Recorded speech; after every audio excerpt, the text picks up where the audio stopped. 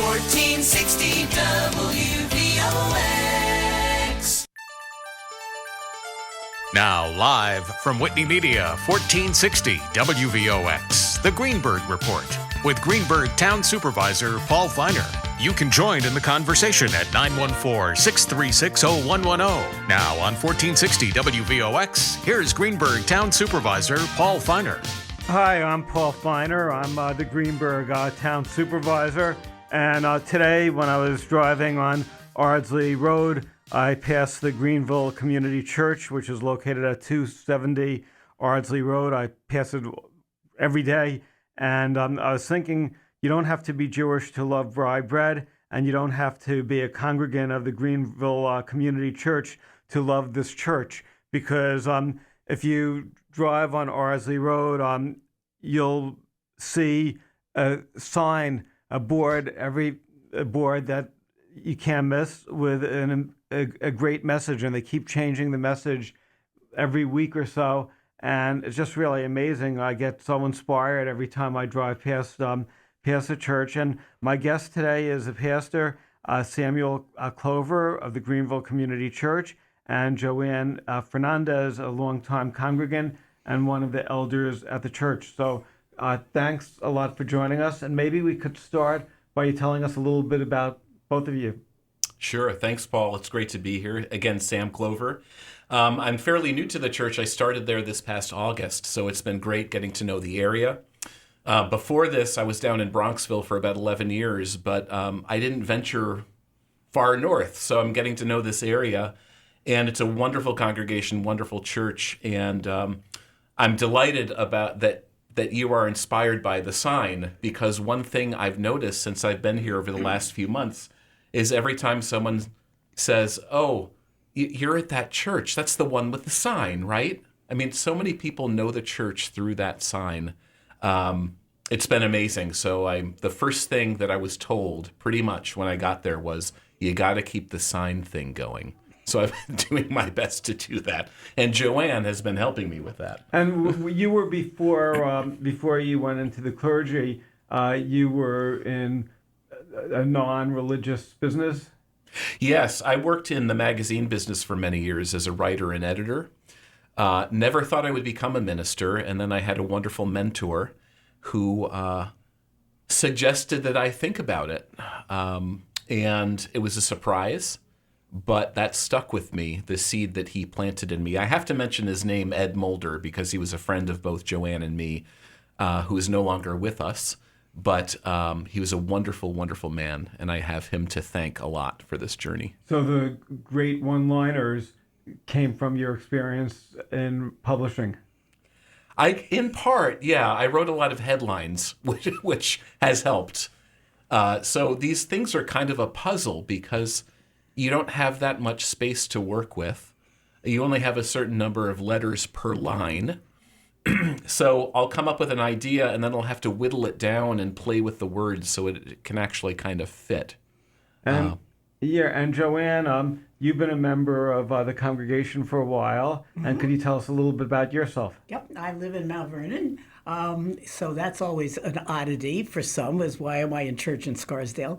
But I worked for the Reformed Church in America. Greenville is a Reformed Church in America church. As far as its affiliation. So I have come 1993, I think I started attending the church.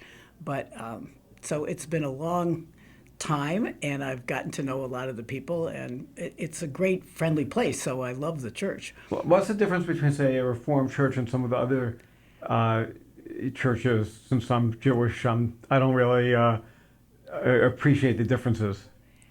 Sure, the differences kind of go back sometimes centuries. Our church comes out of the Reformation back in the early 16th century, but today I think it would be kind of like theological minutia that separates a lot of our churches, but we're kind of in the Presbyterian tradition. There are cousins. The Reformed Church came out of the Netherlands. It used to be called the Dutch Reformed Church. We no longer have that many Dutch people, and it changed over the years. The Presbyterian Church came out of Scotland. So kind of cultural and theological roots. But we are a church now that We welcome and embrace all people. People, when they hear again and again, and it pleases me that everyone feels embraced when they walk through our front door. We're an open and affirming church. We welcome LGBTQ people. We're a very international church. I think at least 5 or 6 languages are spoken in our church. At least. At least. In fact, this Sunday we're having a special coffee hour to celebrate the Lunar New Year because we have many East Asian, Chinese, Korean descent people that celebrate. We have to take a 5-minute break, and then we'll be right back, and we'll hear some of. We'll listen to some of the signs. We'll actually hear some of the signs that have been posted on the church and why it's so special to so many people. I'm Paul Feiner, Greenburgh Town Supervisor, and again, if you're driving on Ardsley Road, Greenville Community Church is located at 270 Ardsley Road, right near Central Avenue. I'm Paul Feiner, Greenburgh Town Supervisor.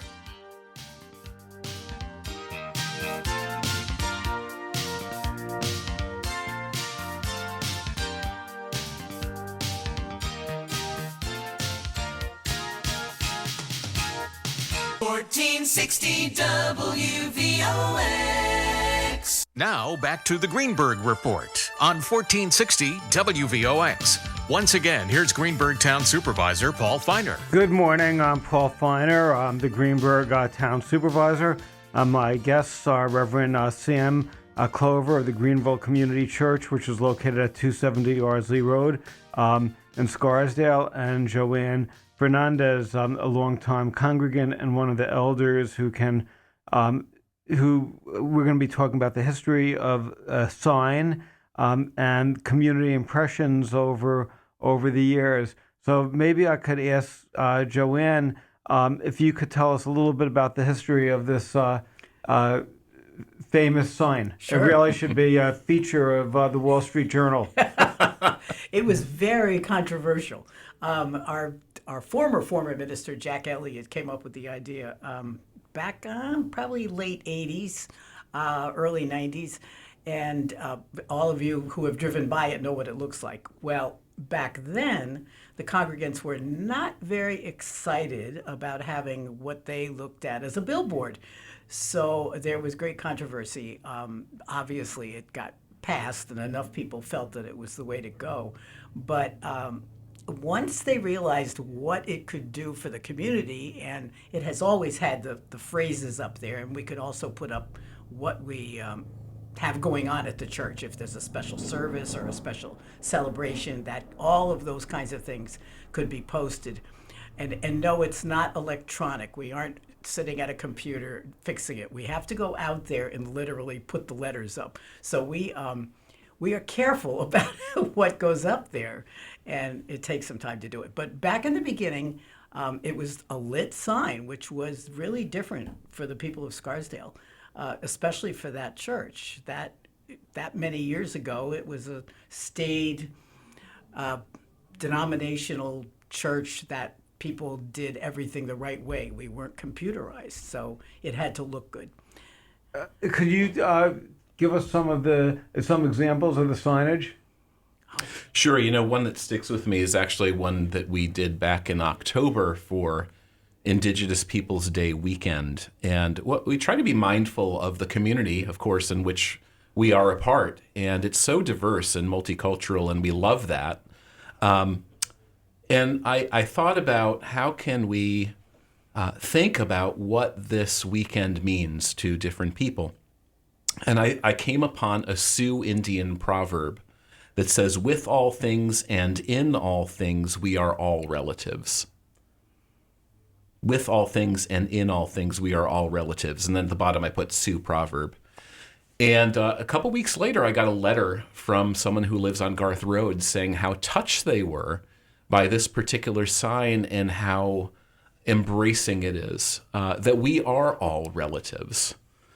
Yes, we get into conflict sometimes, as Joanne was just saying about the original church sign decision, but we are all relatives, and it's important to lift up, especially in this time, I think, in which so many of us feel like society is so divided. Let's come together because we are all together. We are one.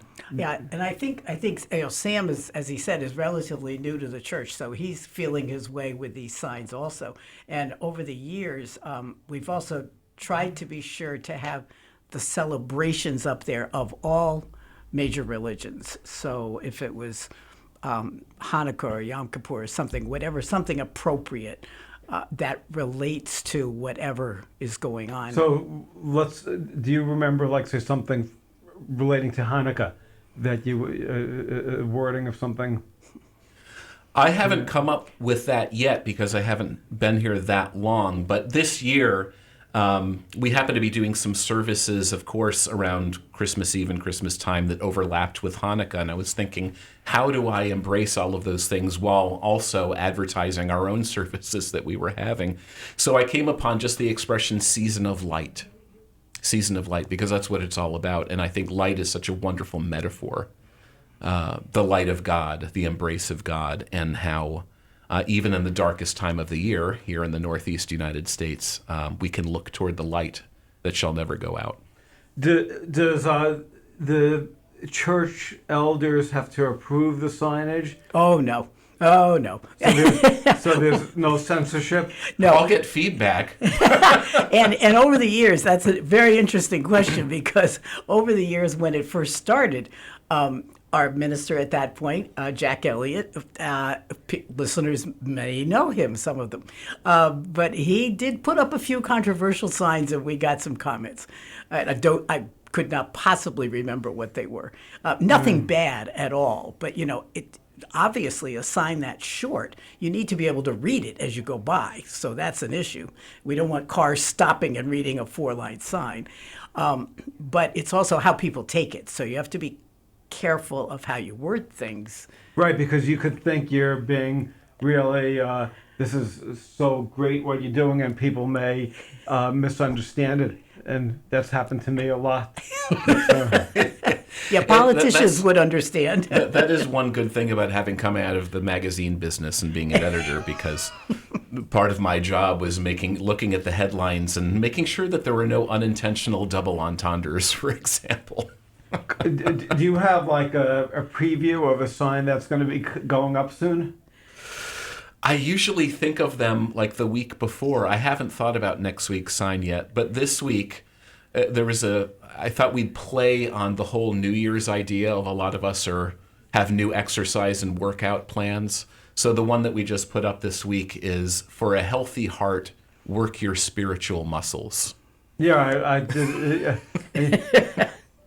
And I do reflect on it. Now, do you find that if you're of that people of all different religions comment about the sign and the board, or? Oh yes, we've had a number of letters over the years. I mean, we've had very few negative ones, but obviously, if people are really negative, they probably would tell us. But there haven't been many positive, nice letters that have come to the church that, in some way, the sign has influenced them, and it's been from all sectors.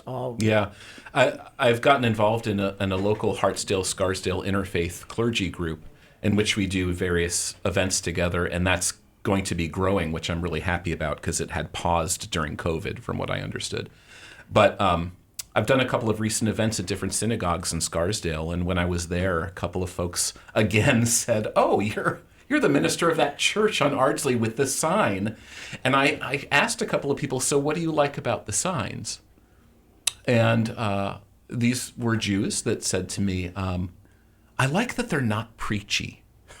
They kind of like, they're inspirational, and they help us think broadly about things."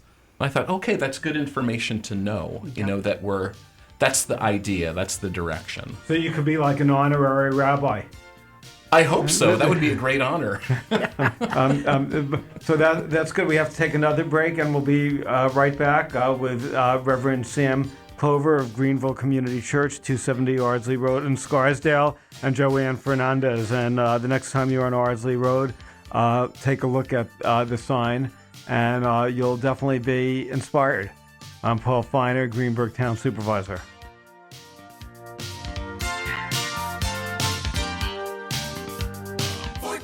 1460 WVOX.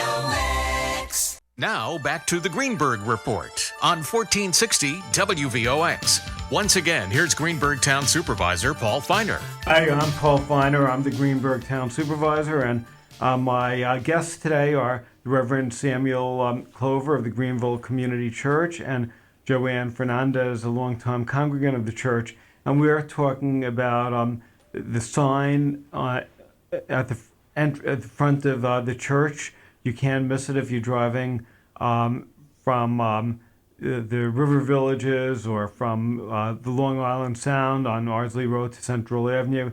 And I'm just sort of wondering, the signs are so inspirational and they make you think. And you could be of any faith and you could appreciate it and you could be inspired or motivated. And I'm wondering if other congregations have stolen your idea, or if other congregations are doing the same thing, or are you still unique?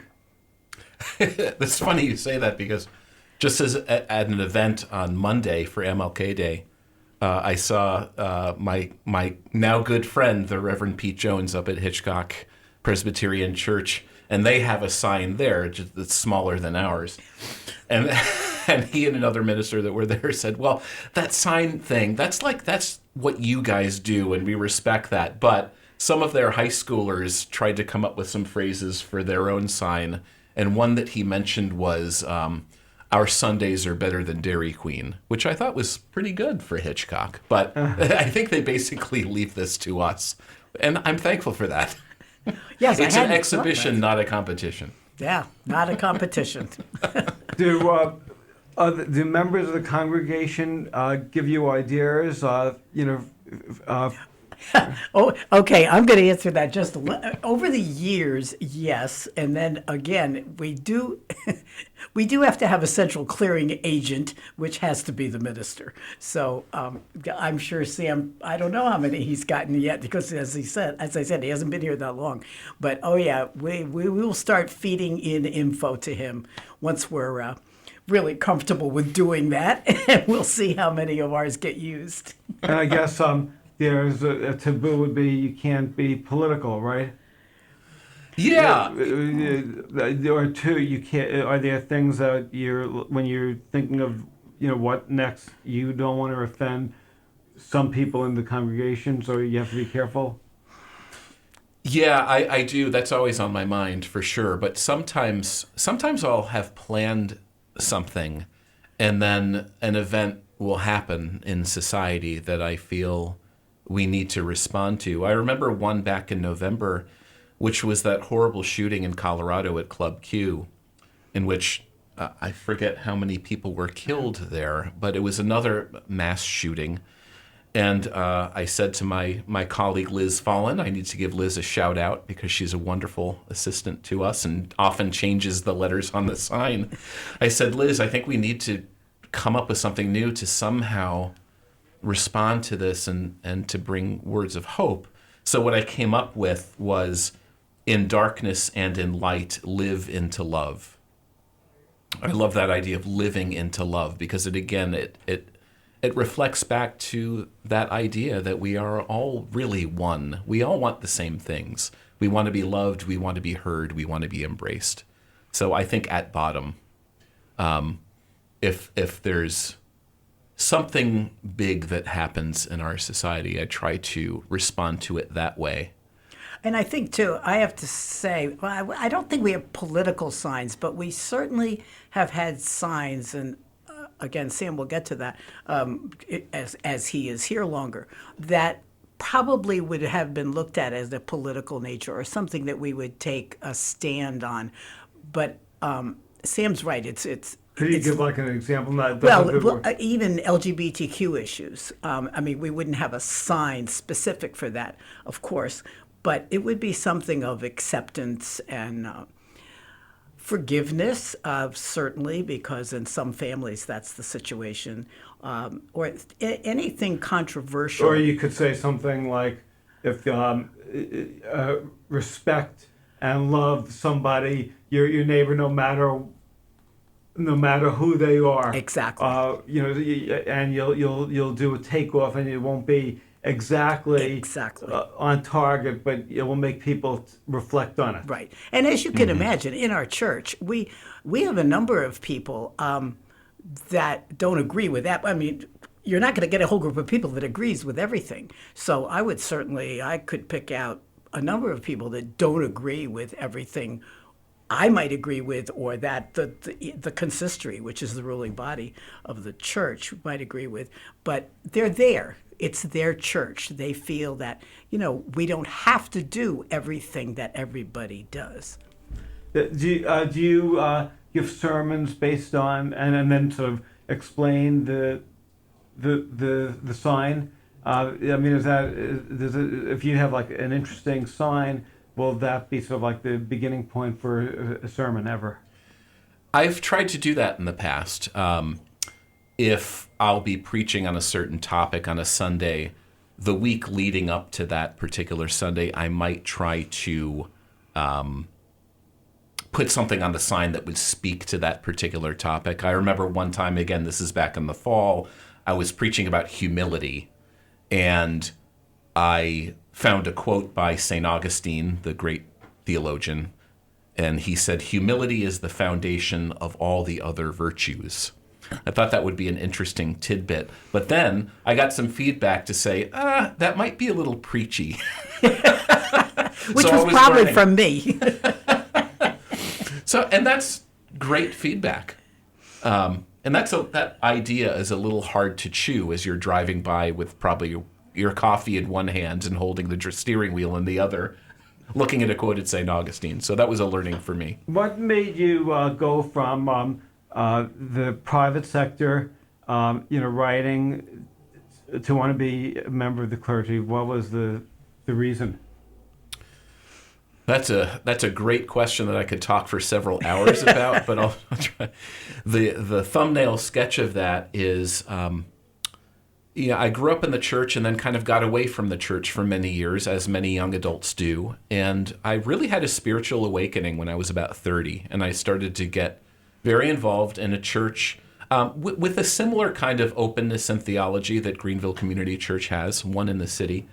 And I started to get really involved, and that's when this mentor, Ed Mulder, who I mentioned earlier, he just took me out to lunch one day, and we were talking about things at the church, and he said at the end of that lunch, have you ever thought about going into the ministry? I think I laughed out loud. I said, no, what are you talking about? And he said, well, I think it's part of my responsibility as a minister to identify people I think would be good pastors and spiritual leaders for the church. So again, that seed was planted, and it bloomed over the course of probably 8 years of discernment for me. What do you think are some of the qualities that make a good pastor or clergy member? I'll quote another mentor of mine, Arthur Caliandro, who said in the ministry, love the people, love the people, love the people. You've got to love people. Paul, I can already tell, from our discussion in here that you love people too, and that's what you do in your own way. That's so important as a spiritual leader. Of course, there are times of conflict and times you go through difficult passages in an individual life, or you walk with a family or a congregation during a hard time. But if you continue to love the people, you get through it. And you have to be empathetic. Yes. Absolutely, yeah. I mean, Sam brings so much to the table. Every minister we've had has been different. Every minister is different, just like every human being is different. But that is absolutely true. And my having worked for the denomination my entire life, again, in administrative roles, not clergy. I'm not ordained. However, it is love the people. And that is exactly what I've heard all these years. And when a minister runs into problems, it's because they are no longer loving the people in that church. That is, that could be on the board next week or in 2 weeks. That's a great one. Thank you. I'm open to suggestions. That's right. If there are any callers out there, call in. I'd love to hear what you're thinking. Great. Good. I'm Paul Feiner, Greenburgh Town Supervisor. We'll be right back.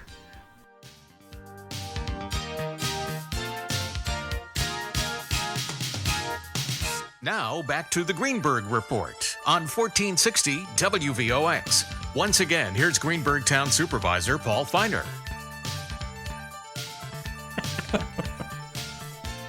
Hi, I'm Paul Feiner, and I'm all excited because I'm wondering what the sign next week will be at the Greenville Community Church.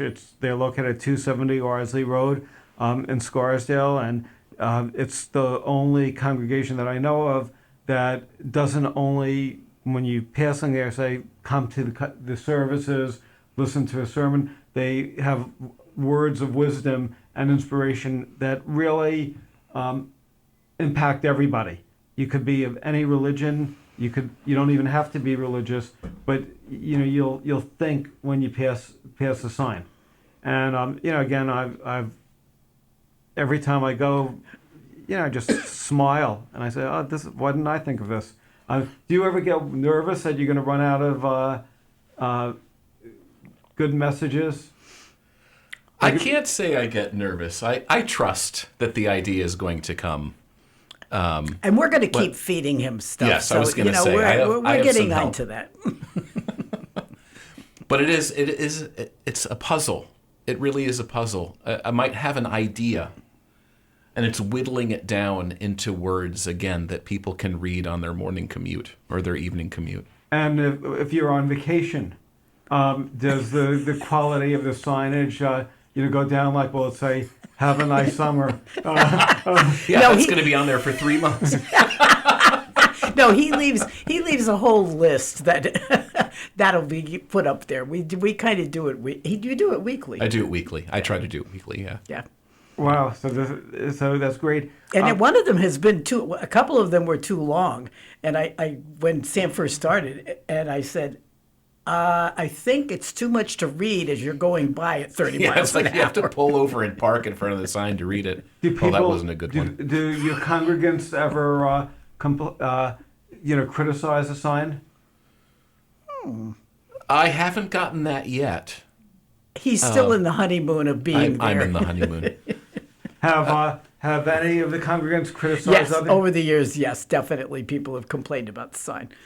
But very few. I mean, you're talking congregants. Yes, of our congregants, somebody will comment, but not very often. And how many members of the congregation do you have?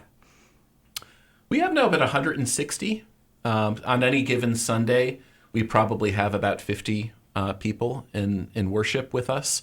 And I think that's been growing, in part because we're coming out of COVID. So people are more comfortable coming into a space like that. I think some are curious about me. So it's been really great to see that number growing. And we have terrific music. We do have terrific music, yeah. So it's sort of like entertainment and... I wouldn't call it entertainment. I would say that we have very appropriate music for our church, but it can be changed up.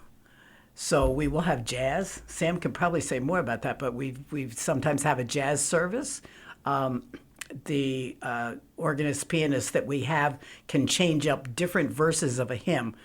It's still a hymn. It's still appropriate, but it can be completely different. These are like difficult times for a lot of people, with COVID, the war in Ukraine. Do you feel that people are more religious than they were years ago, or have they sort of given up on religion and were just disgusted? You mentioned that you're getting more people at services. Yeah, that's a great question, Paul, and I think there are many things we could say about that question. The Pew Research Organization has done lots of studies on the decline across the board on people that attend religious services. And it's not necessarily that people don't believe in God, it's that they're questioning organized religion and the way we do things in institutions. That's not just Christianity, and that's kind of across the board from what I understand from these studies. And I think that I think there's still a hunger. There's still a hunger for meaning. There's still a hunger for something outside of ourselves. There's still a hunger to serve, and that's I think at our best, houses of faith can provide those things. And, I was just sort of thinking that the signage is sort of a way of encouraging people to practice religion, not only go to, because you do you feel, Joanne, and you said you've given your whole life to the church. Do you think that people who don't go to church but basically live a good life are also religious? Yeah, I that's the difference between saying you're religious, living a good life. I'm an optimist, so I really think that the majority of people are good people. Are they living a religious life? Are they coming to church all the time? If that's what that means to you, no. And I think Sam's hit that with we've seen a decline in that, but we'll see where that goes. I think that people are trying to help other people. The vitriol that we find, I don't think it's across the board. I think that we see it because it's in our face, because it's so easy to see everything in our face now. So separate ourselves, and right, because we see, we hear the negative stories, but we don't hear all the positives that people are doing. News is bad. News is news because it's bad. So if you look at the news and it's bad, of course, because it's not the norm. Does your church have a social action committee also? And you do? We do service in the community, and actually that's one of the things that's on the front burner for me, is to find organizations that we can partner with. And we have a historic partnership like the Coachman Family Center, and we do work with one of our sister churches in Mount Vernon, other things like that. But we're really interested in expanding that. I've talked to Rich Nightingale, the head of the West Hab organization, who's a wonderful guy, and we're talking about doing some things. So anything from like neighborhood cleanups to providing food for hungry people, ecumenical food things. Pantry we do. So we're always looking for those opportunities for sure. Great. So if I could just pitch an idea, we have a Snow Angels program. Well, it doesn't snow anymore here, but because of global warming. But the thing is, we have a bunch of students who, for over 30 years, they basically cleared the driveways of seniors who are homebound. That's fantastic. So if there's any young people in your church who are interested in volunteering, that's something that I'm sure there are. That would be great. Yep. Because a lot of people just have really hard times. Yep. We have a Landscape Angels program where we had some teenagers do landscaping for people who can't afford landscaping. That's wonderful. And again, anytime there's somebody in your congregation who's interested in doing something, let me know. We could always find a good use. So that's great. So we only have maybe another minute or so, and I wonder if there's any other, if there's another message that you've had that was great that you want to share. Well, one sign that I liked, I didn't actually get much feedback on this one, but for a couple of weeks around Christmas time, late December, early January, I had a sign that said, "Love the gift that keeps on giving." When you think about gifts that we want to give, well, love just feeds love. We've been talking a lot about love today, overtly and implicitly, but that's kind of who we are as a church on the hill on Ardsley Road. Is we hope to be a beacon of love, a beacon of welcome and inclusion and acceptance, and I hope that people are inspired. And I'm really grateful, Paul, for your invitation to be here today, and I'm glad that Thank you. Yes, the sign really continues to touch people. Mm-hmm. That's the goal. Well, it definitely touches me. And I really look forward to it. And every day I look and I say, "Oh, I wonder what the sign's going to say today." and we say that too. And so often, I really, I'll think about it not only when I'm passing, but I'll think about it, during the day or during the week. It really makes me think. So I think you're doing a tremendous community service. So we ran out of time. My guest has been Reverend Sam Clover of Greenville Community Church, and Joanne Fernandez, a longtime congregant and one of the elders of the church. And again, drive on Ardsley Road, 270 Ardsley Road, and you'll see the sign. And I'm sure you'll be inspired by the sign, and maybe you'll be a better person after you get the inspiration. And stop in and see us. Stop in and see us. That's great. Thanks. www.greenvillechurch.org. Thank you.